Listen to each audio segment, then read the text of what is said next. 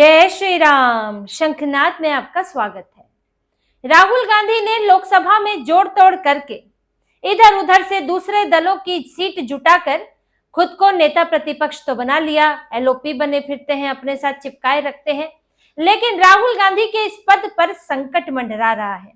राहुल गांधी कितने दिन इस पर रह पाएंगे और कितने दल इनका साथ दे पाएंगे, अब इसको लेकर बड़ी आशंका पैदा हो गई है, क्योंकि राहुल गांधी की चालाकियां, कांग्रेस की चालाकियों से अब इनके गठबंधन दल सतर्क हो गए हैं और इनका साथ छोड़ रहे हैं। जो कांग्रेस ने तमिलनाडु में किया डीएमके के साथ, कि इधर टीवीके ने बिस्कुट डाला नहीं कि कांग्रेस दौड़ी चली आई और डीएमके को आप कौन है ये कहकर छोड़ दिया। अब डीएमके तो बहुत गुस्से में है। डीएमके के पास 22 सांसद हैं और इनकी नेता कनिमोझी ने लोकसभा स्पीकर को पत्र लिख दिया है कि हमारे 22 सांसद अब जो हैं वो कांग्रेस के साथ नहीं बैठेंगे, हम इंडी गठबंधन का हिस्सा नहीं है, हमें उनके साथ जो सीटिंग है वो उनके साथ ना दी जाए। राहुल गांधी बड़ा इतराते हैं, 234 है हमारे पास, 234 है, बीजेपी के पास 270 है, तो इसमें तो ज्यादा अंतर नहीं है, तो बड़ा वो अहम दम भरते रहते हैं। लेकिन 22 तो निकल कर जा रहे हैं और वो इंडिया अलायंस का हिस्सा नहीं रहेंगे, और ये तो मात्र शुरुआत भर है। यहाँ तो अखिलेश यादव भी तंज मार चुके हैं कि हम मुश्किलों में साथ छोड़ने वाले नहीं हैं। वो एमके स्टालिन से मिलकर आए हैं, ममता बनर्जी से मिलकर आए हैं। ये एक बैकडोर से बातचीत शुरू हो गई है उन दलों में जिनकी अच्छी खासी संख्या है लोकसभा के अंदर, और जो कांग्रेस के पीछे पीछे अभी तक चल रहे थे, लेकिन कांग्रेस ने जैसा धोखा दिया है उससे सकते में है एमके स्टालिन भी, अखिलेश यादव भी, वहां से उद्धव ठाकरे भी, और उद्धव ठाकरे के साथ तो कुछ एक चीजें और भी कांग्रेस ने की हैं जिससे इन्हें लगता है कि कभी भी कांग्रेस इन्हें धोखा दे सकती है।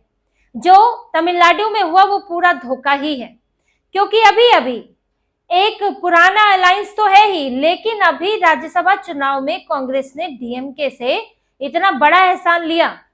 कांग्रेस के बस में नहीं था कि वो अपना एक सांसद भेज सके, और होता ये कि इनको अपना नेता प्रतिपक्ष बनाने के लिए राज्यसभा में, जो कि मल्लिकार्जुन खड़गे हैं, उनके लिए 10% सीट चाहिए, जितनी राज्यसभा में कुल सीटें हैं 28 सीटें चाहिए, लेकिन इनकी संख्या तो गिर जाती।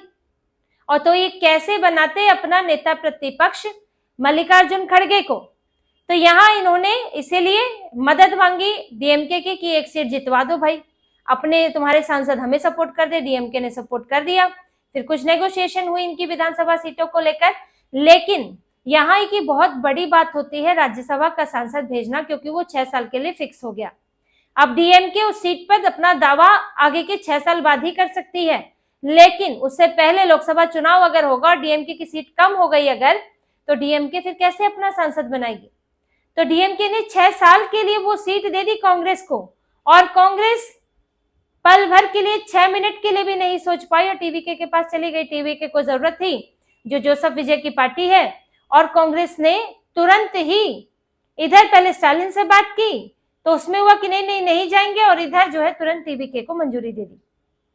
जबकि कम्युनिस्ट पार्टियां, यहाँ तक कि जो दूसरी है वीसी के पार्टी है, उन्होंने समय लगाया, 2 से 3 दिन 4 दिन का समय लगाया, डीएमके से बात की। जब अब लग रहा था कि भाई यहाँ दोबारा ही चुनाव की स्थिति आ जाएगी, तो फिर एक तरह से डीएमके का समर्थन ही मिला कि ठीक है भैया चले जाओ, तो ये लोग इन्होंने समर्थन दिया। लेकिन कांग्रेस ने तो पूछने की जरूरत भी नहीं समझी। अब इससे डीएमके में गुस्सा है, ये जो चालाकी और धूर्तता दिखाई है, अब इसका जवाब डीएमके देना चाहती है, इसलिए लेटर लिख दिया है। अब स्टालिन दूसरे नेताओं से भी बात कर रहे हैं। इसमें अखिलेश यादव के 37 सांसद हैं, छोटी मोटी बात नहीं है। अब यहाँ यूपी का चुनाव भी होने वाला है, और अखिलेश यादव तो सन्न है कांग्रेस को देखकर कि भाई ये तो यहाँ ऐसे तो राहुल गांधी चंद दिनों पहले मीटिंग करके हाँ सबको एकजुट रहना है, महिला आरक्षण बिल के खिलाफ वोट देना है, यहाँ पर मीटिंगें कर रहे थे। बड़ा ही सहयोग दिखाने की बात होती है, और मौका पड़ता है तो कांग्रेस मौका परस्ती दिखा देती है।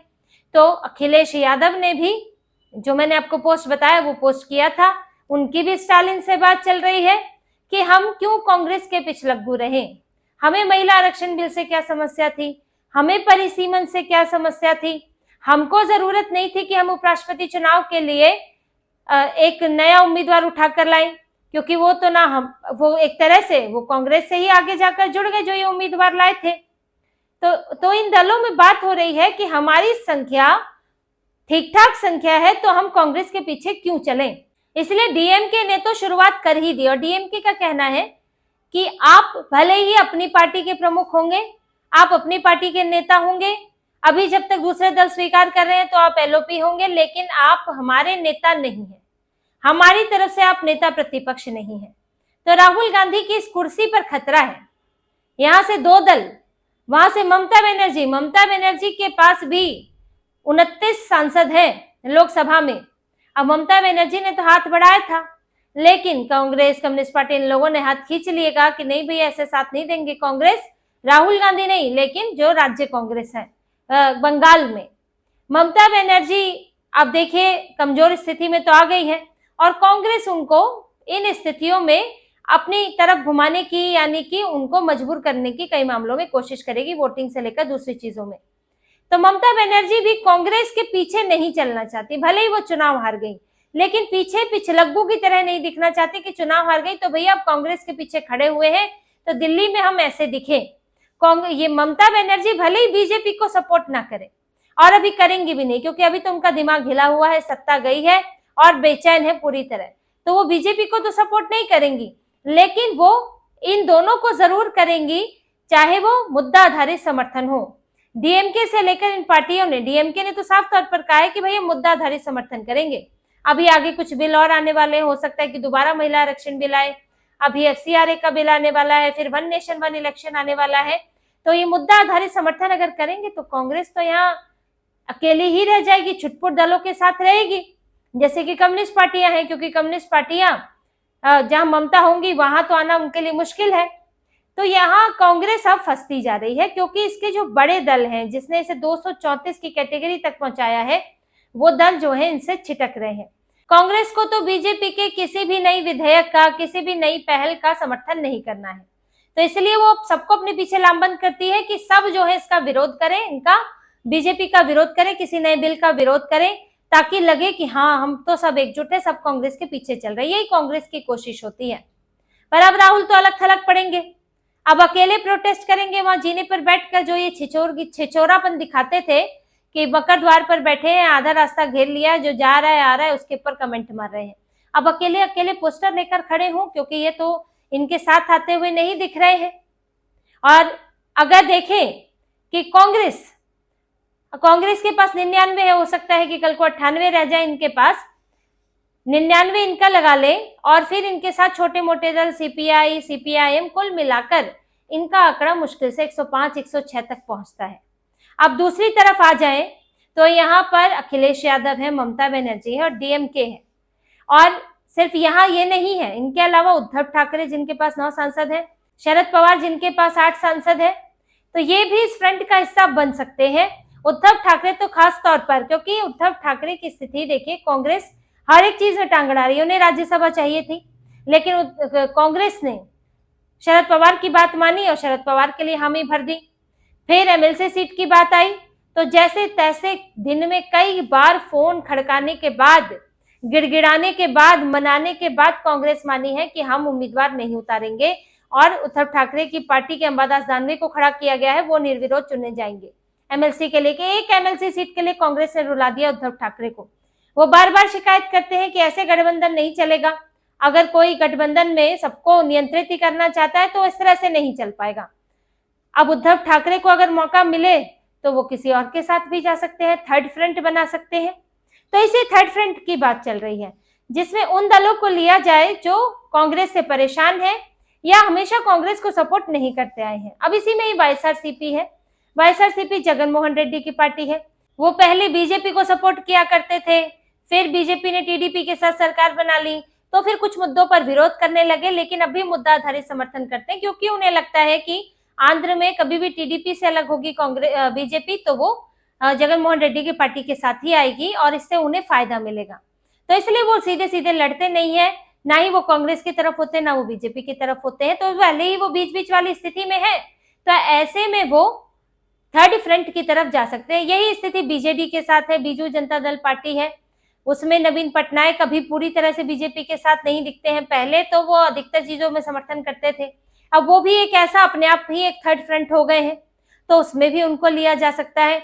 आजकल राजद भी बड़ी नाराज है, और तब से नाराज है जब से चुनाव हारे हैं। कांग्रेस और राजद के बीच में तो झगड़ा रहा है, एक दूसरे पर आरोप लगाते रहे।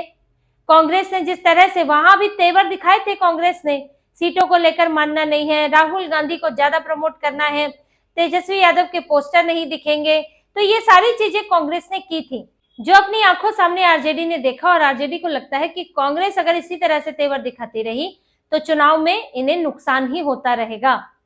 अब अगर इन दलों को सब मिला ले तो ये थर्ड फ्रंट का आंकड़ा 120 तक पहुंच सकता है, 120, 21, 22 तक पहुंच सकता है। इनके ही 90 के आसपास तो यही तीन बड़े दल हो जाते हैं। इसके अलावा उद्धव ठाकरे हैं, शरद पवार हैं, यहाँ पर जगनमोहन रेड्डी हैं, बीजेडी है, आरजेडी है।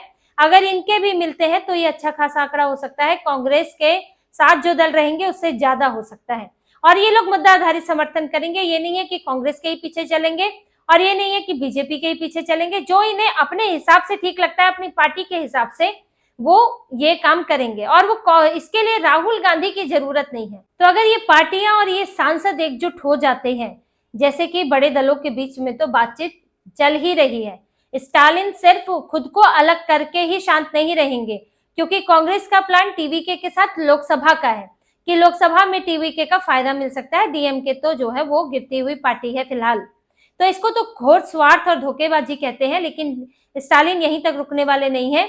स्टालिन और पार्टियों को भी एकजुट करेंगे और नेताओं को भी एकजुट करेंगे, क्योंकि उन्हें कांग्रेस को सबक सिखाना है। अभी तो उन्हें एआईएडीएमके बीजेपी से ज्यादा बुरी कांग्रेस लग रही है, तो अपने ही परिवार के आदमी ने धोखा दे दिया है, तो इनके तो पीछे पड़ी हुई है डीएमके, और कांग्रेस को इसका आने वाले समय में नुकसान हो सकता है। और इतने दल अगर एक तरफ हो गए तो राहुल गांधी को क्यों नेता प्रतिपक्ष का पद मिलेगा? नेता प्रतिपक्ष तो फिर उसमें से बनाए जो सब लोग एक साथ हैं।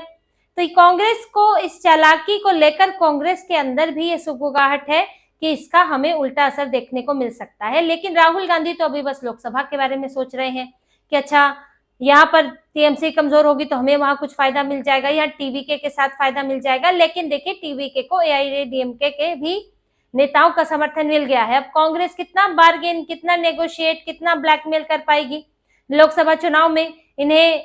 और ऐसा भी नहीं है कि जरूरी नहीं होता है कि किसी ने विधानसभा में अच्छा प्रदर्शन किया हो तो आने वाले समय में 3-4 साल बाद भी उसकी वही छवि रहे और उसे उसी तरह से वोट मिले। तो कांग्रेस को खास फायदा होता नहीं दिख रहा है, लेकिन संसद के अंदर कांग्रेस को, राहुल गांधी को इसका बड़ा नुकसान जरूर हो सकता है। तो इसी तरह की और खबरें और विश्लेषण आपके लिए लाते रहेंगे। हमसे जुड़े रहिए, सब्सक्राइब कीजिए, कमेंट कीजिए। बहुत बहुत धन्यवाद। जय श्री राम।